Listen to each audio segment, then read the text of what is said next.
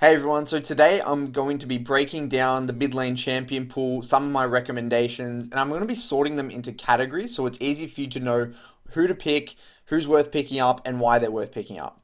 So, what I'm going to start with first are the bread and butter mid lane mages. These are Orianna, Syndra, Ryze, and Zoe. So, these four champions specifically, they're generally blindable a lot of the time. They're not that good at climbing solo queue, but they're always going to be around. And the reason they're not as good at climbing solo queue than, say, other champions that I'll recommend down the track is that they're generally immobile. They don't have many gap closers, and generally they need quite a bit of time to ramp up. Out of these, maybe Syndra and Zoe, the ones that spiked a little bit earlier, but Orianna and Ryze definitely need those items. They need that farm to be able to scale up into mid game. And these champions are always going to be in the meta. This is why they're called bread and butter. You'll always see them pop up no matter what over the last few years. Oriana has been since season 2 or something, always in every game. Rise since the start. Syndra and Zoe since they've been out. Their kits are just so good that as the patches change, you always see these champions. So if you want to have and play mid lane, these champions are must-haves, or at least two of these in your champion pool, because these allow you to understand the fundamentals of mid lane, CSing, the feel of playing a mage. And so yeah, these four I would specifically hone in these four. If you like a little bit more early game, maybe go for the Syndra Zoe. If you more like a bit more mid to late game, probably Oriana and Ryze. The next category, I would call it the competitive mid lane mages. So these are the champions such as Azir, Corki, and Cassiopeia. There's a few others, but these are, I think, the three main. And the reason these, I wouldn't say they're bread and butter mid lane mages, is because they're a little bit more oriented for competitive play because they scale super, super well. And they're good in competitive for very different reasons. So Azir, Corki, and Cassio are really difficult to play in solo queue, and they always kind of drop in and out of the meta. Sometimes Azir and Corki are played all the time, and then they're not touched forever. And it's the same as Cassio. Either it's touched all the time, or it's very rarely. Azir and Corki again and Cassio all scale extremely well, which is valued in competitive play a lot. And in specific metas, when it's a very, I would say, slow meta, these champions always come up in competitive play. So if you're a player who's interested in looking to go and expand their mid lane champion pool, but also have their sights on playing competitive, these three champions, or at least one or two of these champions, having in your champion pool I would highly recommend, and especially Azir and Corki because they always find their way back into the meta, and especially if you want to make your mark as a professional player. The next category we have here are the AD assassins. These are champions such as Kiana, Talon, Yasuo, and Aurelia. It's always really good to have at least one of these in your champion pool and especially for solo queue, because there's a lot of times where AP junglers come into play where you have, and top laners such as Vlad as a top laner, and junglers such as Echo and Eve and Karthus. So it's really good to have an AD assassin or AD champion in your mid pool. Out of these, again, a lot of them like Talon, very niche. Kiana, I mean, just a recent champion. But Yasuo, especially, if you were to pick any of these, Yasuo is always going to be in the meta no matter what. Every single season, he's made an appearance in competitive, and every single year, there's people play Yasuo at high elo. It's just one of those champions that has an insanely high skill cap, and is a little bit more consistent than Talon and Kiana. Talon and Kiana, sometimes they're really strong. Like Kiana was really OP. It's got a bit of a nerf recently, but it's still good. Talon, again, it can go in and out of meta, and Aurelia as well, in and out of meta. But again, Aurelia is one of those champions that will always be around. So it's really good, and I highly recommend having at least one of these champions in your mid lane champion pool. The next category we have are the AP assassins.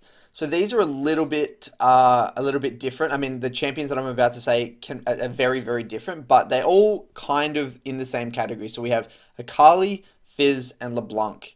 These are, I would say, the first three that come to mind. Again, Akali and Fizz, you can't really compare them because again, Fizz is very uh, roam oriented, whereas Akali is, solo killing your own opponent. Although Akali can roam, it's a lot easier for Fizz. But again, having one of these in your champion pool is also really useful, because definitely if you want to climb solo queue as well, if you're versing in a mobile team that has not much mobility or you have an Elise or a Lee Sin or a Camille jungle, Jarvan jungle, and you're versing a mobile mid mage, it's really good to pick one of these assassins so you can capitalize on their kill threat and double down on just killing people around the map. So it's always really good to have at least one of these in your champion pool. And if you're interested in terms of one that will stand the test of time, Akali has always been in and out of the meta for a long, long time. So again, learning Akali is one of those champions that will definitely not waste your time. And Fizz, his kit again is just designed for solo queue. So if you're really interested in specifically climbing solo queue, then Fizz is a very good champion to pick up. LeBlanc is, I would say, a little bit risky. Yes, he's very good and competitive as well, but he's a little bit more tricky and it doesn't scale that well and doesn't have much room for error. So I'd stay away from LeBlanc if you're a little bit iffy on AP assassins. And now we have the very climb specific champions. So these are ones you don't really see. They're not a bread and butter mid lane mage. They're not really a consistent competitive mage. They're not really an AD or AP assassin. These are just champions that are just very good for climbing solo queue, and they don't really have a specific category.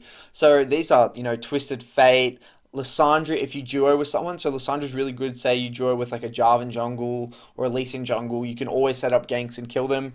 And Talia is also one of these, Aurelion Sol and Echo. I would say all these champions are specifically very good at climbing because they can roam very well, they can burst people very easily, and generally most of these champions get a lot of early pressure and scale into mid game, not necessarily late game. So, which is generally very good for solo queue as well. So, if you're very specifically interested in climbing solo queue, picking up at least one of these champions, and especially if you enjoy any of these champions specifically, I would definitely recommend putting a lot of time into it. And no matter what the season is or what patches, these champions are always going to be in the solo queue meta. So the last category I think that exists is the annoying one-trick champions. So these are the champions that don't really fit completely into any of these other categories. But again, if you one-trick them, put a lot of time and effort into mastering these champions, they can actually pay off in solo queue quite well. And these ones are the champions such as Diana, Anivia, Zillion, even Veigar. And the reason they're really good if you one-trick them is because they generally have a very unique kit and people don't verse them often. So if you get really good at these champions, you can catch people off guard. And remember, all you have to do to win a game of solo queue is to beat that person one game. Because you're not going to verse the same people over and over and over again. That's very rare until you get the topper challenger. So these champions are really good for cheesing games off of people. And especially if you enjoy the champion, I would recommend going down this route. But again, the only downside to doing this strategy is that if you want to become a more well-rounded mid lane player, it can damage your ability to kind of read the map and have good fundamentals. So, but again, it's really good for climbing solo queue. So it just kind of depends on what you're trying to get out of the game. So again, to summarize, there's a lot of different categories here, and there's a lot of different champions. What I recommend is to pick one or two champions out of each category, preferably actually one, and then get really good at least one in each category, because then what's going to happen is that when you get into differing solo queue situations, when you're in draft, I'm actually going to put out another video explaining kind of how to know what to pick in different situations, but having these champions in your champion pool will kind of cover all bases. So if you need CC, you've got some of these mages, if you need some AD on your team, you've got some of these AD assassins. If you've got a lot of like early kill threat, Jarvan, at least maybe you want to play one of these AP assassins and back them up. Maybe, there's a really flexible game where you can play anything and you can play one of your niche champions like Zillion.